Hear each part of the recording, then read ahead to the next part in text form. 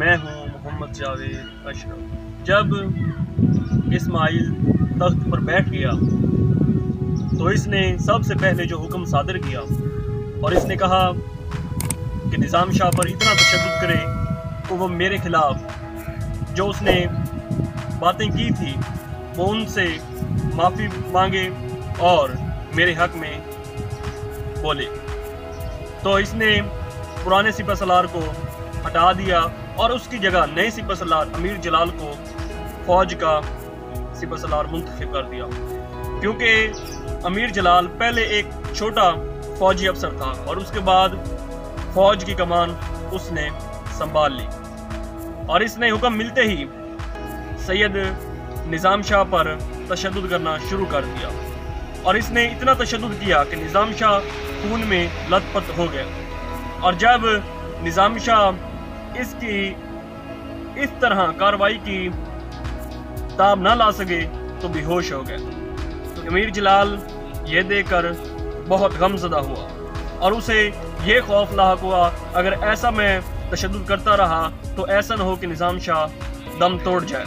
तो वो फिर अमीर लबतकीन के बेटे के पास गया और कहा कि मेरे तशद्दुद करने के बावजूद भी वो मर्द कलंदर अपनी बात पर कायम है और उसके दिल में थोड़ी सी भी कोई ऐसी गुंजाइश मौजूद नहीं कि आपके हक में फैसला दे या अपनी बातें करे। तो इस तरह अमीर लबतकीन की बेटी ने कहा तो फिर क्या मुमकिन है कि हम उसको इस बात पर कायल कर लें कि वो हमारे हक में आकर अवाम के सामने बताए कि हम बहुत ही नेक, मेरा बेटा इस्माइल इस गजनी हुकूमत के लायक है कि वो हुकूमत आसानी से चला सकता है। तो अमीर जलाल ने कहा कि उसकी गजनी में एक बेटा, एक बेटी और एक बेवा खातून रहती है जिसका उसने अखराजात उठाए हुए हैं। तो अमीर जलाल की ये बात सुनते ही अमीर लबतकीन की बेटी ने कहा कि जैसा भी हो तुम निज़ाम शाह को मनाओ और जब तुम इसको मना लोगे तो पूरी रियाया हमारे हक में आ जाएगी। तो इस तरह अमीर जलाल ने अपने सिपाहियों को हुक्म दिया कि जाओ निज़ाम शाह के जितने भी घर वाले हैं उन सब को लेकर आओ। तो इस तरह सिपाही गए, वो निगार खानम, अहमद सलार और उसकी बेवा माँ को लेकर गजनी के महल में आ गए। तो अमीर जलाल इन तमाम को लेता हुआ उस कैद खाने में आया जहाँ पर निज़ाम शाह कैद था। तो निज़ाम शाह को उसने कहा अगर आप नहीं माने तो मैं आपके सामने इन तमाम पर तशद्दुद करूँगा और इतना मारूंगा कि इनको मौत के घाट उतार दूंगा। तो इस तरह निज़ाम शाह कुछ देर तक तो सुनता रहा, लेकिन बाद में इसने अपने घर वालों को मुखातिब करते हुए कहा कि तुम गम न करना, अल्लाह हमारा बेहतर कारसाज है और वही हमारी मदद करेगा। तो इस तरह निगार खाना में कहा ए अल्लाह के नेक बंदे, हम चाहे मर भी जाएं तो आप अपने मौक़िफ़ पर कायम रहिए और इस जाहिल हुक्मरान के हक में कोई गवाही ना दीजिए। तो इस तरह जलाल ने अहमद सलार पर तशद्दुद करना शुरू कर दिया। जब अहमद सलार की वालदा ने ये मंजर देखा तो वो तलमला उठी और बेहोश होकर ज़मीन पर गिर गई। जब वो ज़मीन पर गिरी तो वहीं उसका इंतकाल हो गया। तो निज़ाम शाह ये सारा मंजर देखकर बहुत बेजार हो गया और उसके दिल में थोड़ी सी नरमी पैदा हो गई। उसने कहा बेहतर तो यही है कि मैं इसके हक में फ़ैसला सुना दूं, अब आगे अवाम का हक होगा चाहे वो आगे जो फ़ैसला करें। तो इस तरह जब निगार खानम ने देखा उन पर तशद्दुद होने की वजह से सैयद निज़ाम अली शाह बर्दाश्त नहीं कर रहे, तो निगार खानम ने तड़पते हुए कहा ए बाबा, आप ऐसा कोई हरगिज़ कदम न उठाइएगा क्योंकि आप अल्लाह के बहुत नेक बंदे हैं। आपने हर मैदान में कामयाबी हासिल की है, अल्लाह पाक आपको इस मैदान में भी कामयाबी देगा। तो इस तरह निज़ाम शाह ने निगार खानम को हौसला देते हुए कहा अल्लाह पाक तुम्हें जज़ाए खैर दे। इस तरह अमीर जलाल तशद्दुद करता रहा।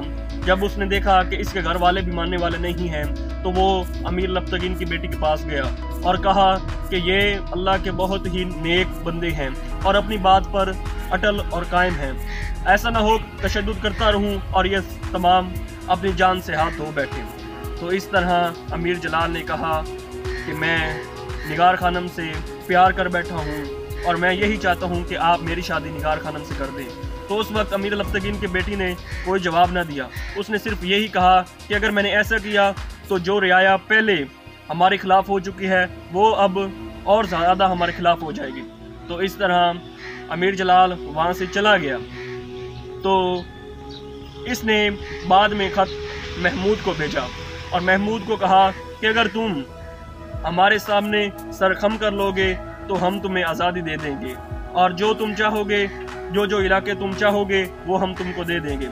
لیکن محمود نے جب یہ خط دیکھا اور سنا تو اس نے کہا کہ اگر آپ بالکل جانتی ہیں کہ اسماعیل غزنی کے تخت کے بالکل لائق نہیں، وہ ابھی نوعمر لڑکا ہے اور نہ تو اسے جنگ کرنی آتی ہے اور نہ ہی وہ اتنا عقل مند ہے کہ غزنی کی حکومت کو چلا سکے.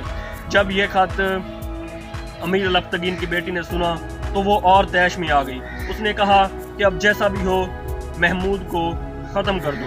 تو اس طرح اسماعیل جو کہ تقریباً 18-19 سال کا تھا اور وہ ابھی تک غزنی کو ویسا نہیں چلا رہا تھا جیسا حق تھا، اسی طرح بہت سے سردار جنہوں نے اسماعیل کے حق میں گواہی دی تھی وہ بھی بیزار نظر آنے لگے، کیونکہ اسماعیل اکثر شراب نوشی کرتا اور نشے کی حالت میں پڑا رہتا اور اسے عوام کے بارے میں کوئی دلچسپی نہ رہتی.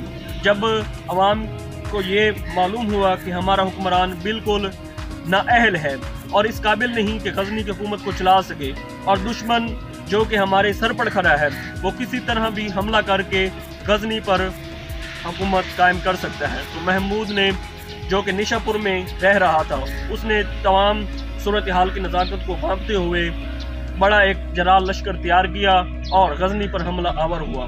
اسی طرح دونوں کے درمیان جنگ ہوئی کیونکہ محمود بہت ہی قابل تھا اور اس نے اپنے سپاہیوں کو تمام تربیت سے نوازا ہوا تھا اور اسی طرح اس کے سپاہیوں نے آسانی سے اسماعیل کی فوج پر غلبہ حاصل کر لیا اور اس نے اسماعیل اور دیگر دوسرے امیروں اور سرداروں کو پکڑ لیا اور امیر الابتگین کی بیٹی کو بھی پکڑ لیا اور ان تمام کو اپنے سپاہی دستہ کے ساتھ قید کر دیا اور قید خانے میں ان کے لیے تمام ضروریات کا سامان فراہم کر دیا.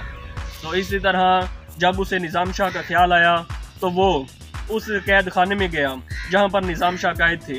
تو وہ وہاں گیا تو نظام شاہ بہت ہی لاغر ہو چکے تھے کیونکہ امیر جلال نے ان پر بہت زیادہ تشدد کیا تھا. تشدد کرنے کی وجہ سے ان کا بہت سارا خون جسم سے بہہ گیا. تو اسی طرح نظام شاہ نے جو کہ اس وقت بے ہوشی کی حالت میں تھے تو محمود نے اپنے شاہی طبیبوں کو حکم دیا کہ جلد سے جلد نظام شاہ کو صحت یابی کی حالت میں لاؤ اور اس کا جلد سے جلد علاج کرو. جب نظام شاہ بالکل صحت یاب ہو جائیں گے تو اس وقت میں تاج پوشی کروں گا. اسی طرح شاہی طبیبوں نے علاج کرنا شروع کر دیا اور محمود اکثر اپنی والدہ امیر الابتگین کی جو بیٹی تھی اس کے پاس جاتا اور اسماعیل کے پاس جاتا. اسماعیل نے کہا کہ اے بھیا مجھ سے بہت بڑی غلطی ہوگی، میں سلطنت چلانے کے بالکل قابل نہیں تھا لیکن میری والدہ نے مجھے اس قابل سمجھا اور سبکتگین والد سے یہ کہا کہ میں اس قابل ہوں کہ وہ غزنی کی حکومت میرے حوالے کر دیں. تو لیکن میری والدہ تو بالکل یہ جانتی بھی نہیں تھی کہ میں اس قابل بھی نہیں کہ غزنی کی حکومت چلا سکوں.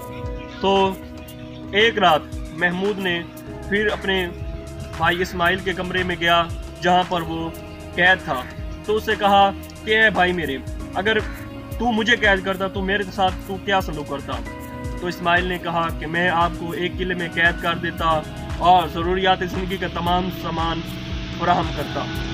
تو محمود کو یہ بات بہت پسند آئی اور اس نے اسماعیل اور اس کی والدہ الابتگین کی بیٹی کو جریان کے قلعے میں قید کر دیا اور ان کو ضروریات زندگی کا تمام سامان فراہم کیا. اس طرح امیر اسماعیل نے تقریباً 7 ماہ تک غزنی پر حکومت کی اور اس طرح اس کا تختہ الٹ دیا گیا.